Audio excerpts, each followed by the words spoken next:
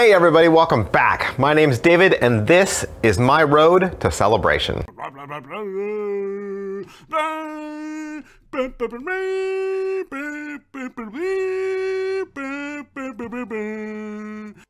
Alright, episode 3. Thanks for coming back. Thanks for spending some time with me. As I've mentioned before, I'm going to Celebration 2019, Chicago. Never been to Celebration, never been to Chicago, never been to a Star Wars convention at all. And so I'm just kind of journaling on video, YouTube, what have you, just my process and just what's taking place.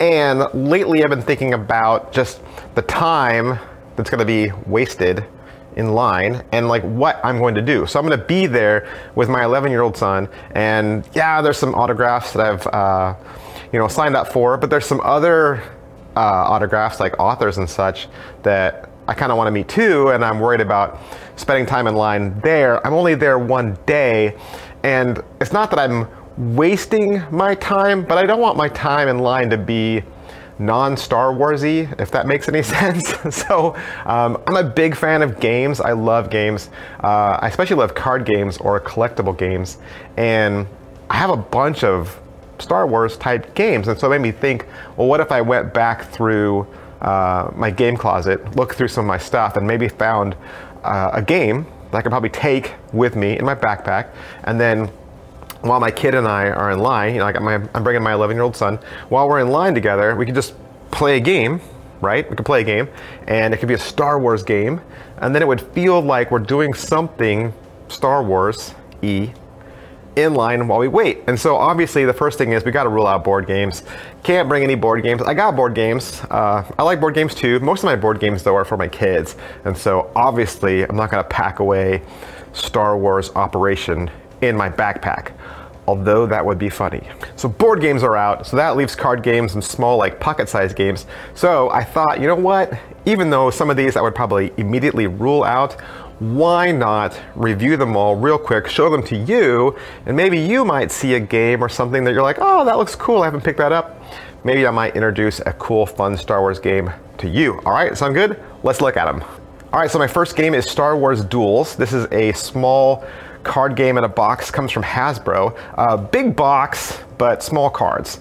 So that's kind of weird. There's like 54 character cards, and the character cards span most of the movies.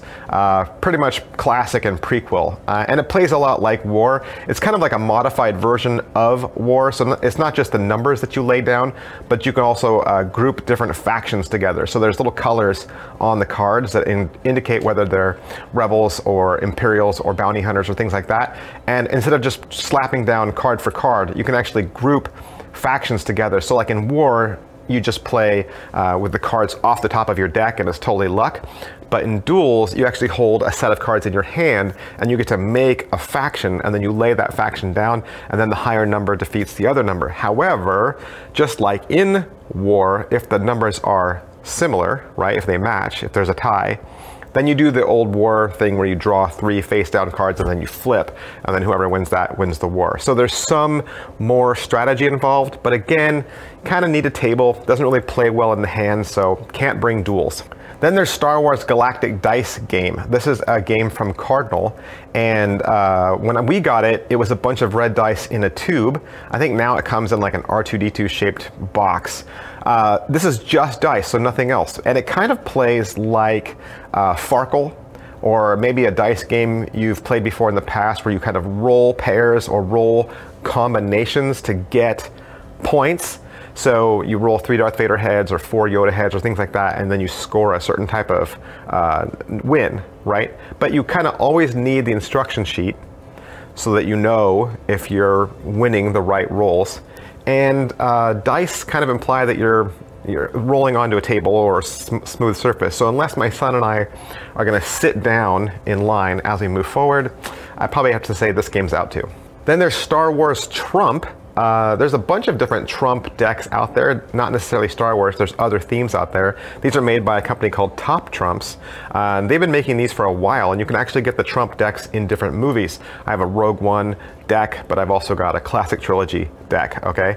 And every single time you buy a deck, the back designs are different, and the faces, the categories are also different. So I guess one of the drawbacks is you can't ever mix and match decks together, which I kind of would have liked if they had made it more collectible, but you're supposed to play with just the individual single deck. And again, it's kind of like war. You know, a person shouts out strength, and then you lay down 2 character cards and hope that one person's strength outdoes the other. So you're trumping the other person.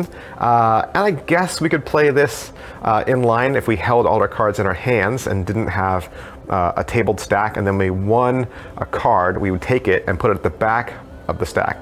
Definitely could bring this game. Here's a fun game called Galactic Connections. This is from Topps. Now, originally when I was introduced to this, they were little blister packs, and they were in the Star Wars toy aisles, and I saw them at Walmart, and Walmart said these were free.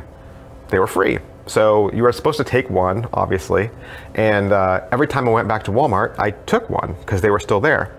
I think most people didn't understand that they were free, that they were a promotion, and they thought they were supposed to purchase them, and so nobody bought them. And so inevitably, as I went back more and more and more, I just kept taking one every time I was in Walmart, and I ended up going home with maybe the whole box. I have no idea. I'm sure somebody else took one, but it didn't really seem like it. These are fun little chips, right? And they're hard plastic, and they each have a character on them, and then you snap them together, not really snap, but lay them side by side, and you line up the little stripes. So if one side of that octagon has 3 stripes, then you lay 3 stripes against it where you touch. So wherever you lay your character down, they kind of have to fit. And I don't remember all the rules. My son and I played it a couple of times. It was fun, but I don't remember it being like fun.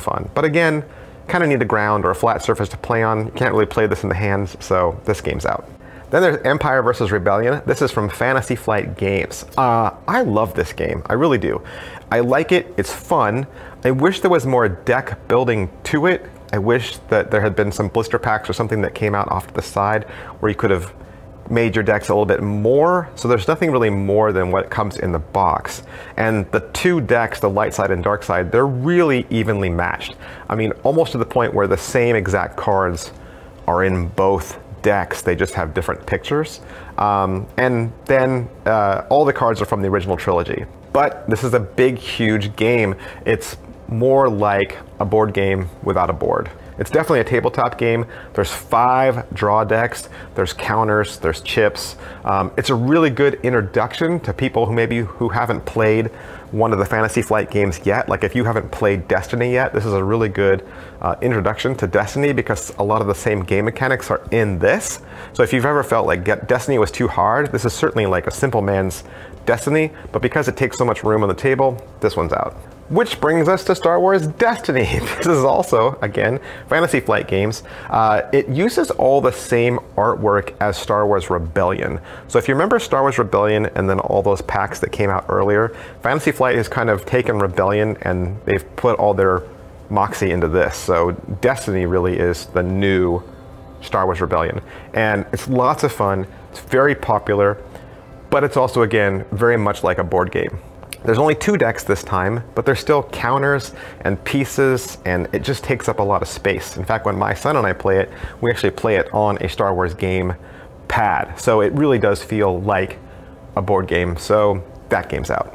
Which really doesn't leave me with a lot of games to play. Like, I threw out a lot of games, so I'm thinking maybe I should go back to look at some of my board games. No, we're not going to look at Star Wars Operation. But it did actually make me think of one game, and that's Star Wars Trivial Pursuit, the Black Series Edition.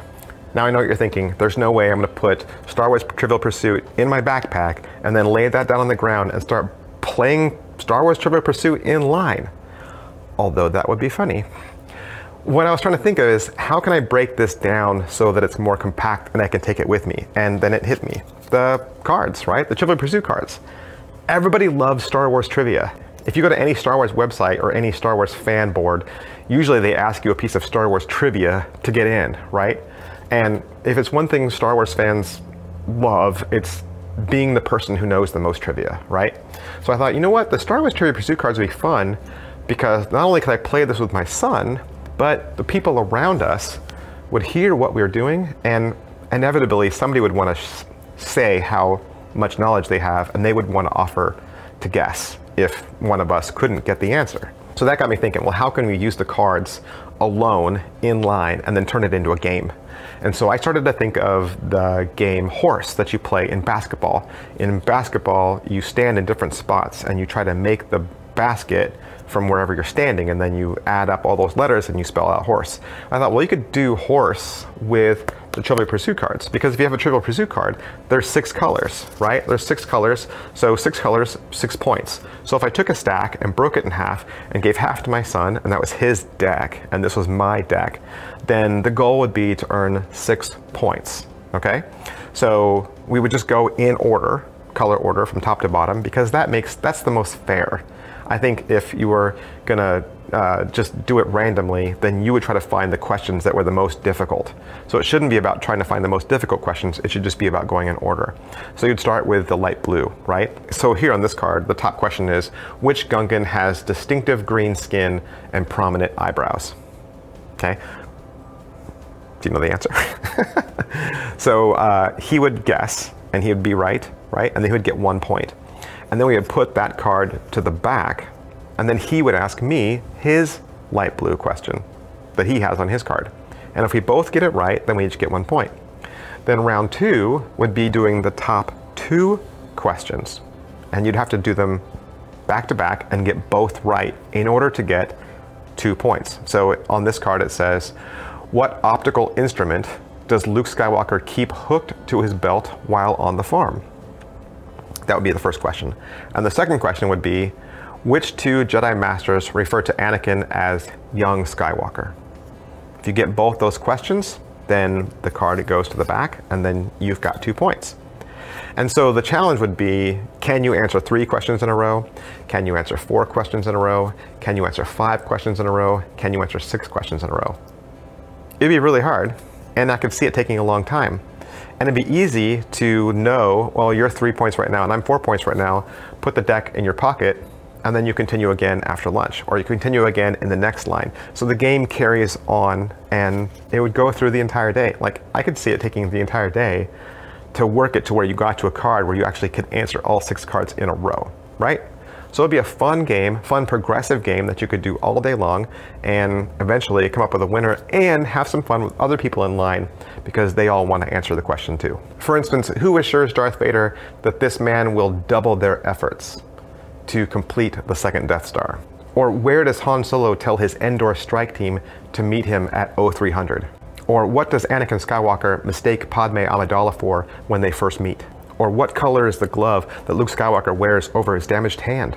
Or which character expresses concern that the attack on the second Death Star might be the shortest offensive of all time? Who is carried to the Ewok village lashed on 2 long poles?